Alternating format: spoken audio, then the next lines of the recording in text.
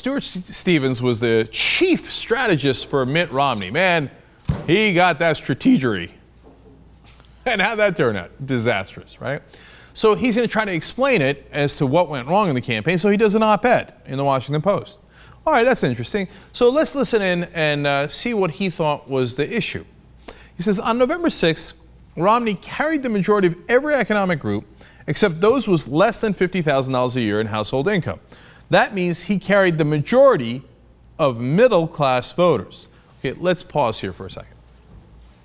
So he's saying, look, we won the middle class. Okay, I mean, I guess Obama won the election, right? But we won the middle class. But notice he said we won voters above $50,000. In reality, $50,000 is the average household income. Well, if that's the case, that means half of Americans are below $50,000 and half are above $50,000, roughly. It depends on if it's a median or a mean, etc., right? But that's the middle. But he dismisses everybody under $50,000. Well, of course they didn't vote for us. Well, because we weren't going to do anything for them. You know what I'm saying? No, I know. That's why they didn't vote for you. Because you didn't care to represent half the country. And here he is, again, talking about it. In fact, what he's doing is he's bragging. Well, we won the rich guys. So, well, we won the upper half. That should have done the job. If that wasn't clear enough, he continues. While John McCain lost white voters younger than 30 by 10 points, Romney won those voters by 7 points, a 17-point shift. He's like, look, we even got the white young guys. What else did we have to do, man? We got the rich people, we got the white people. I did my job. I can't believe we lost. Well, I got bad news for you. Turns out that the country is not purely rich white folks like yourself. How do you like this for a chief strategist? Still hasn't figured it out after the election. All right, he continues. Yes, the Republican Party has problems, but as we go forward, let's remember that any party that captures the majority of the middle class must be doing something right. Aha, there it is. So he's saying, hey, look, man, we did something right, man. We got the America that counts, the real America. You know what I'm talking about. I know. That's the card you've been playing for the whole campaign. But guess what? It didn't work. It didn't work. The country, it turns out, funny enough, is not as racist as you are.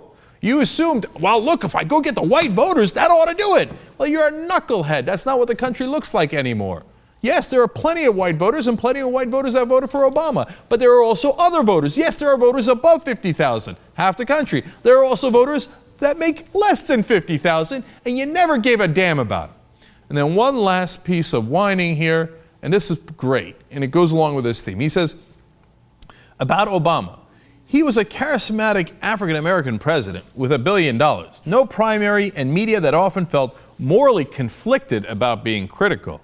How easy is that to replicate? Meaning, well, look, they won't have these advantages next time around, and we'll win because we have the white folks and we have the rich folks. I mean, come on, it's obvious Obama won because he's black.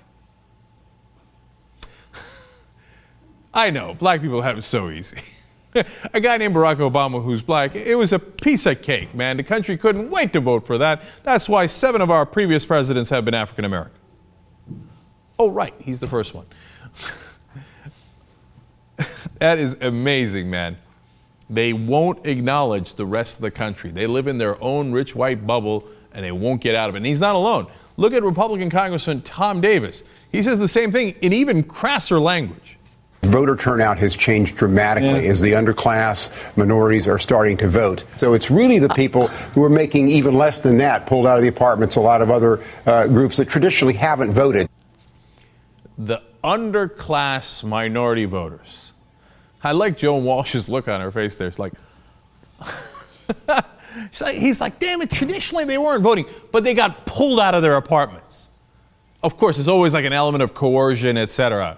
You know, normally they're lazy and they don't vote, but they got, by some chicanery, got pulled out of their apartments and the goddamn underclass voted. We didn't see that coming.